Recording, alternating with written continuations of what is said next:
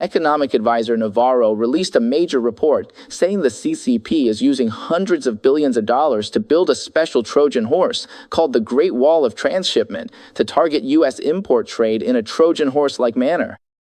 So what exactly is going on? Also, regarding the High Court ruling, Trump is imposing small value tariffs, removing the so-called de minimis exemption, which will deeply impact China's e-commerce exports.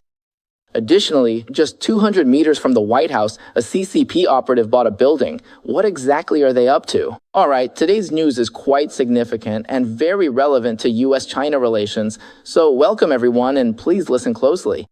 Now first, welcome to Good Morning America with Fang Wei. Good morning, America. Hello to our YouTube viewers and to our listeners on Sound of Hope Silicon Valley FM 96.1. Alright, before we get to the main topic, I have a quick announcement.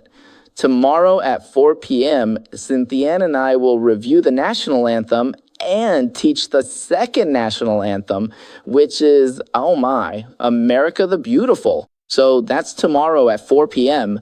Please subscribe to the channel and hit the bell icon so you don't miss our show tomorrow afternoon. All right, let's dive straight into the main topic. In August, the White House Office of Trade and Manufacturing Policy, led by Peter Navarro, released an official policy report titled The Great Transshipment Scam. The cover features a massive Trojan horse made of shipping containers, a modern-day Trojan horse. Can you see it? The report accuses the CCP of using illegal transshipment to evade U.S. tariffs. The basic method is to ship Chinese-made goods to a third country with lower tariffs, then relabel, repackage, alter documents, and perform minor processing at so-called screwdriver factories. Basically just surface-level work like changing a screw. Then, through re-invoicing and other steps, the goods are disguised as originating from the third country and sold to the U.S. Now, why do they do this? We have to go back to 2018 for the context. In 2018, Trump imposed Section 301 tariffs on the CCP, covering 70% of Chinese goods exported to the U.S., totaling $370 billion. Since then, the Department of Commerce has continuously issued anti-dumping and countervailing duty orders against Chinese products. This includes Trump 1.0, President Biden, and now Trump 2.0. For some goods, the combined tax rates can exceed 90% or even 200%. For example, if you buy quartz countertops from China or things like aluminum wire and cable, the tariffs have already reached 200%. So the result is that overall, the average U.S. tariff on Chinese goods is now close to 50%. Well, the result is that in 2025, across 460 HS6 categories, the total value of U.S. imports from China decreased by $110 billion, while imports from other countries increased by $156 billion. It sounds very effective, but maybe not. Direct imports from China decreased, while imports from other countries increased. But what's really going on behind this? Are Chinese goods being shipped to other countries first, causing this shift? Well, that is the main point of Navarro's investigative report. Navarro, let me introduce him again, as some viewers might not be clear, he's a trade hawk on China in the White House. He joined the White House because he wrote a book, or made a documentary, called Death by China. Long before Trump became president, he caught Trump's attention. And after Trump became president, he brought him in. From Trump 1.0 to 2.0, very few people moved from the first team to the second. Almost no cabinet officials, only some senior advisors were brought over, including Stephen Miller, and the other one was Navarro. So Trump trusts him very much. This official, Navarro, is worth knowing about. He has three main characteristics. First, he's purely academic. He has a PhD in economics from Harvard and taught at the UC Irvine Business School for a long time. So he's truly professionally trained and well-educated. Second, his economic theories are different from his academic peers. His stance on China is very hawkish and tough because he sees through the CCP. He's always advocated for decoupling, economic decoupling, and not doing business with them. During Trump 1.0, the U-turn in US-China relations had a lot to do with him. Of course, it also involved Pompeo, Miles Yu, and others, but Navarro's role was very significant. As for Navarro, I don't know him personally, but I know his student and later partner, the co-author of Death by China, Professor Greg Autry. Greg Autry also got his MBA and PhD in management from UC Irvine. Simply put, he was Navarro's protege and later became his co-author. Then, Greg Autry served as the CFO of NASA during Trump 1.0. Trump invited him to serve again in 2.0, but he politely declined. He's teaching at a university now. Actually, when I interviewed Greg Autry, it really surprised me. It was a very long interview, and what did I discover? He's a professor who loves Chinese culture and is very friendly toward the Chinese people. But when he went to China, he saw clearly how he was being deceived by the CCP. So he's not like a typical naive American who goes there and gets fooled. Because he loves China and Chinese culture, he cares about the Chinese people, especially human rights in China. So he embarked on an invited trip to China with a watchful eye, and from that, he saw through the deception and ultimately saw the true nature of the CCP. Later, he teamed up with Navarro to write this book, and also made this film called Death by China. Actually, it should more accurately be called Death by the CCP. After that interview, I shared a reflection on my show.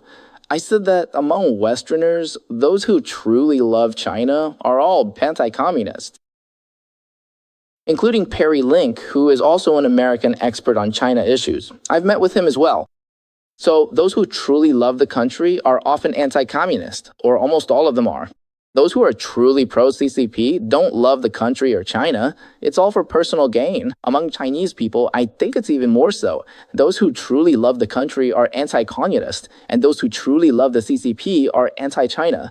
That's my view. I don't think I'm just making things up to be alarmist. This view is very accurate. If you think about it carefully, you'll see if that's the case. If you separate China from the CCP, that's exactly the situation.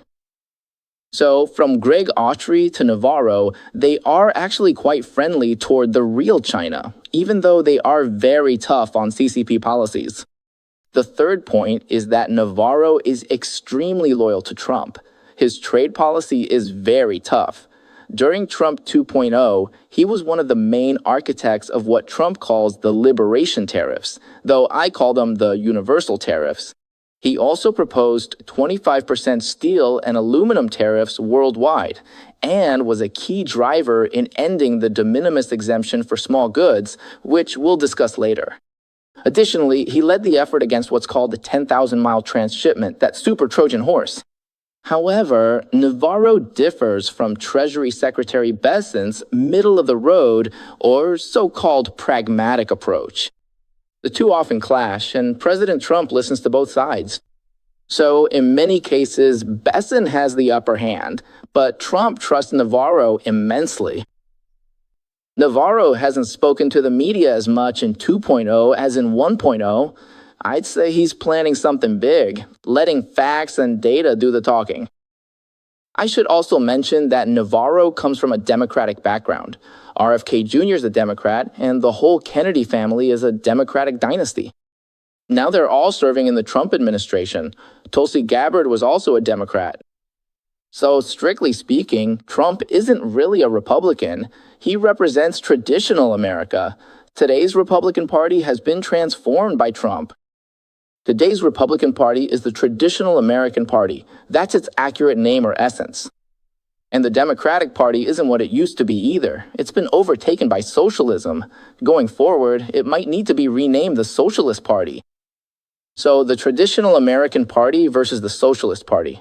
Seeing America become like this, doesn't it make you feel very sigh with deep emotion? All right, back to our main topic. So basically, what did Navarro find out? He found out that exporters from China facing Trump's tariffs quickly learned how to take a detour. He gave it a name called the Great Reallocation, not the Great Reset, the Great Reallocation, called Greater Reallocation. Over a few years, it developed into a 10,000-mile transshipment called the Shadow Transshipment Network. Its scale involves over 40 countries, divided into 3 layers. The first layer consists of large, diversified economies. These are all U.S. allies, and their tariffs to the U.S. are very low, including Canada. Well, Canada is a bit of an exception now. Tariffs are increasing, and U.S. tariffs on it are much higher now. But in the traditional 1.0 era, including Canada, the EU, India, Israel, Japan, Mexico, South Korea, and Taiwan, these were the first group of America's closest trading partners, so they detoured through them. The second layer consists of those deeply integrated with China's economy, like Brazil, Indonesia, Malaysia, Thailand, Turkey, and Vietnam. The third layer is what's called opportunistic nodes, just hit and run. As long as the detour is successful, it's fine. Cambodia, this one called Liao Guo. What was Liao Guo called again? Liao Guo is Laos, right? Liao Guo, Myanmar, Panama, Costa Rica, the UAE, Kazakhstan, this whole string of small countries. So a total of over 40 countries are involved in the CCP's shadow. I call it a shadow fleet, this shadow network. It's truly a 10,000-mile transshipment, creating a super Trojan horse. This explains why, despite the U.S. trade blockade against China, China could still create a record-breaking trade surplus of $1.2 trillion in 2025. So for many years, Navarro says this great transshipment scam has allowed communist China to launder its exports. So how large is this volume? Actually, the exact amount isn't known yet. There are different estimates. Let me see, there are 5 estimates in total.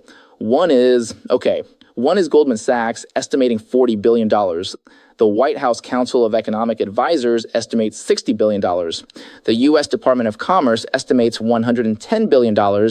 And there's one called Altana.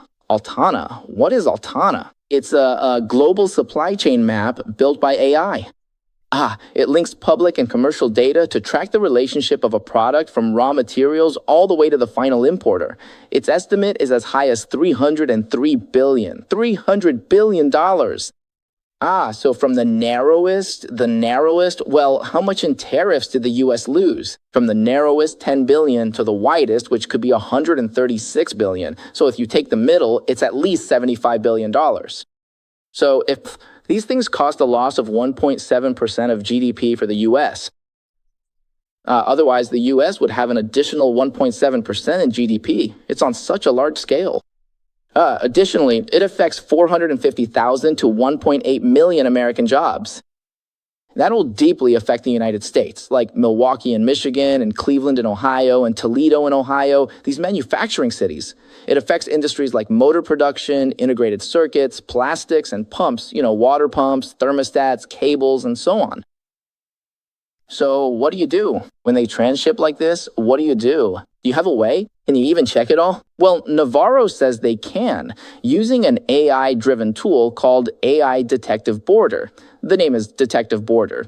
It uses AI to compare the declared country of origin, the shipping history along the way, container images, product capacity data, and so on to catch goods with forged origins. Because with this, as long as there's enough data, you can catch them. So this is something AI brings that couldn't be solved before. And President Trump also signed Executive Order 14411 on June 3rd this year to strengthen customs enforcement. What does that mean? Many importers are just shell companies in the U.S. Since exporters need an importer, many Chinese exporting companies don't have a real import company in the U.S. They just find someone, a friend or relative, to register a shell, and then they bring the goods in. So Trump's executive order is targeting exactly that.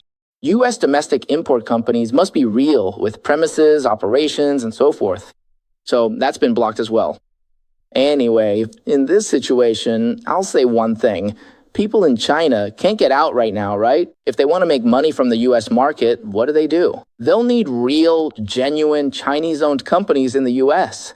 So Chinese people in the U.S. actually have more business opportunities now. But I'm not talking about illegal acts. I've always been against breaking the law, faking things, or lying. I'm talking about normal, legitimate trade. Chinese people in the U.S. do have an advantage now. Okay, moving on. Xi Jinping will visit the U.S. in September. It's increasingly seen as a high-risk meeting. Tensions in the Taiwan Strait, support for Iran, the CCP's support for Iran, and trade disputes will really test what the outcome of this visit will be. And Navarro said India and other third world countries are doing this too, but the largest scale is from communist China. Now let me give my commentary. Honestly, I think this has the same nature and characteristics as the huge case I reported yesterday about the 11-person marriage fraud ring in New York. It's simple, 2 points.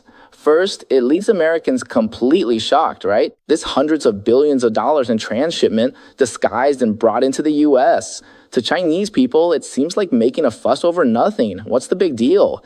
To them, these long-distance transshipments are just about seeking profit and avoiding harm.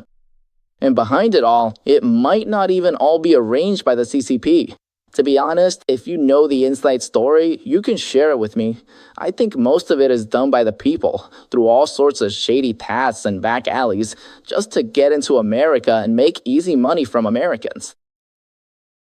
Not only that, many Chinese exporters and their US importers register a new company every year, do illegal things, and then dissolve it by year end. The next year, they register another one, changing their identity to vanish before being held accountable, like a cicada shedding its skin. All these kinds of things are truly too numerous to count. But these things are also related to the Chinese Communist Party. Think about it, everyone.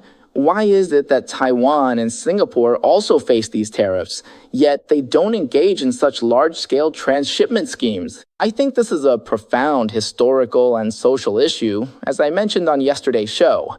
In China, under 80 years of atheistic rule by the CCP, moral values have generally weakened. So things like marriage fraud, welfare fraud, workplace fraud, and trade fraud are just ways to make money for many Chinese people. It's seen as normal. You're a fool if you don't do it. But this kind of thing is definitely not a small matter. We really cannot afford to ignore it. There's an old saying, what goes around comes around, right? If one day the whole world sees Chinese people as nothing but scammers, that will be the moment the bitter seeds truly bear fruit. We all remember that Shakespeare once wrote a play called The Merchant of Venice, which satirized Jewish people as being murderous and stingy. These stereotypes placed a very heavy burden on the Jewish community. The genocide that occurred during World War II was connected to these kinds of things. Of course, there were deeper religious reasons as well, but it was all linked.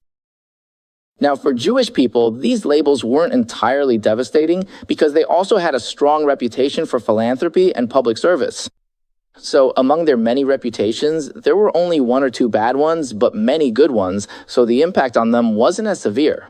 But for Chinese people, now, if you're in the US and compare Chinese goods to Taiwanese goods, the reputation of Chinese products has completely tanked.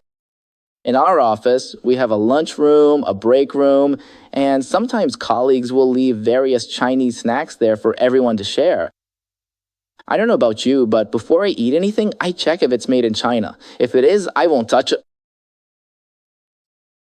Does anyone else feel the same way about this? At the very least, people will be selective. It's evolved from hesitating to eat it, to refusing to eat it, to refusing to buy it altogether. I even heard today about middle-aged Silicon Valley engineers who stay in China long-term under the guise of visiting family, but are actually serving the CCP's military and tech industries by stealing US technology. I think we need to see it clearly. They're just doing it for profit, right? These Chinese engineers who've lived in the US for 10 or 20 years certainly know about American freedom, how precious it is and all that. But they do these things just to make money. This is what's left behind by an atheistic China. So recently, it's about the reputation of Chinese people. Let me add one more thing. People who do this are taking a huge risk because, to put it bluntly, you're brazenly breaking the law. For a little money, you're putting your future and your children's future on the line. You should stay as far away from the CCP as possible. Okay, I think first, in the short term, it's the reputation of Chinese people. In the long term, it's the moral decay caused by atheism in China under the CCP, which is reflected in all aspects. So this is a very, very serious problem. I feel that not many people are discussing this, but I take this matter very seriously. So this involves the issue of Chinese culture. Chinese culture, I often have debates with my viewers on the show. Regarding my overall attitude toward Chinese culture, I view it very positively. Many people think that since Feng Wei studies American culture and is so familiar with the American system and values, he should oppose Chinese culture or its dregs. Let me tell you, the more I understand American culture, American civilization, and American values, the more I realize, the more I cherish Chinese culture. Do you know why? Because I found that at the core of great civilizations are shared human values. While different nations have their own cultures, what's reflected at the core are commonalities. So it's the same foundation, just with different expressions. A nation cannot lose its roots because your roots, from a spiritual perspective or from a higher perspective, are given by God. So you can't just use simple total westernization to solve China's problems. Instead, you must draw on better things based on your own culture. Think about it. Hasn't it been like this throughout history? Japan's rise, for example, while opening its doors in the 19th century, it preserved its own culture, right? Then it openly absorbed Western civilization to become the Japan of today, rather than simply rejecting its own Japanese identity. And Taiwan's high-tech industry has reached its current state thanks to the diligence and loyalty of Chinese culture, the precision of Japanese culture, and the systems and processes of American culture. That's how Taiwan's world-class high-tech industry was built. Singapore and Hong Kong are even more like this. These are prosperous East Asian countries or cities that are rooted in themselves while absorbing foreign excellence, rather than rejecting themselves through total westernization. That definitely wouldn't work. That wouldn't fit the local context. This is also why I recommend Shenyang to everyone every year, because it showcases true Chinese culture, a Chinese culture we haven't seen, not the one we grew up learning and thought was Chinese culture. So really, any nation that cherishes its traditions is cherishing its own future. Because every nation is like if you use the metaphor of a great life, cherishing its traditions is cherishing its roots, which is cherishing itself. Actually, it's the same in the US. The current battle over values in America is also about its own traditions trying to survive. They're being rejected, facing rejection, so they have to survive. Isn't it the same thing? All right, we've strayed quite far from Navarro's report. Anyway, these are just my thoughts, just speaking from the heart. So, what are your thoughts? Do you agree with this? What's your take on the identification with, or let's say the rejection of Chinese culture? Should we do a poll on this? I'd like to know what everyone thinks, because many of my viewers are overseas. So yeah, I'd really like to know your thoughts. If there's a lot of debate on this, I think, hey, I might start a show to discuss it in detail. That's the function of media, the public square, right? We're a public forum. All right then, let's get back to today's news. The next news item is also related to the previous one. Just in, Trump tweeted that the U.S. Court of International Trade ruled the Trump administration has the right to cancel the de minimis tax exemption for small packages. What does that mean? It means overseas packages worth less than $800 sent to the U.S., while currently they can be set in tax-free. But Trump said, I'm banning it. After the ban, he was sued by importers in federal court. The case went to the U.S. Court of International Trade, and the ruling just came out. Well, President Trump is very happy. He posted a tweet. Let me read the main content of his tweet for you. He said, today, a major victory in the U.S. Court of International Trade against one of the most shameful loopholes in U.S. trade policy, the so-called de minimis exemption. For years, foreign shippers could send packages worth up to $800 tax-free, and they faced much less scrutiny. This became a massive loophole for tariff cheating, and a channel used by fentanyl traffickers, counterfeiters, and other criminals bringing dangerous illegal products into the U.S. The numbers are staggering. In 2024 alone, the de minimis exemption is estimated to have cost the U.S. over $10 billion in lost tariff revenue. And a shocking percentage of drugs and counterfeit products shipped in come through the de minimis exemption channel. So, we closed it, and then the importers sued, but today they lost. The court ruled that the president has the legal right to revoke this so-called privilege. America is safer now, our workers are better protected, and the billions in tariff revenue that used to slip through this loophole can now help pay for a great military, as well as tax cuts, tax-free tips, and tax-free Social Security, and so on. So basically, the concept is that as long as your package is under $800, it gets sent directly from China. So, as you know, with Chinese e-commerce, if you place an order and it's under $800, it's tax-free. So this is a huge loophole, and it ends up being mostly from China. The volume is just massive. Even if each package isn't expensive, when you multiply it by tens of millions of items, it becomes very, very large. So this new ruling is a major blow to Chinese export e-commerce, like Pinduoduo, these companies, Temu, and the like. So how does that affect you? What's your take on this ruling? Feel free to leave a comment and share. Many of our viewers are business people. With the current US-China tensions, how are you feeling? We'd love to hear from you. I'm really curious to know what everyone's thoughts are. Okay, next up is a major news story today. A CCP sniper is stationed right next to the White House. What's going on? On July 21st of this year, in Washington, D.C., a deal was quietly finalized. A house worth $8.4 million had its title quietly transferred. As it turns out, an American online media outlet called the Daily Caller followed up and did an investigative report, which they published yesterday. The Daily Caller reported that the buyer's name was registered on a document as Philip Q and Family Foundation.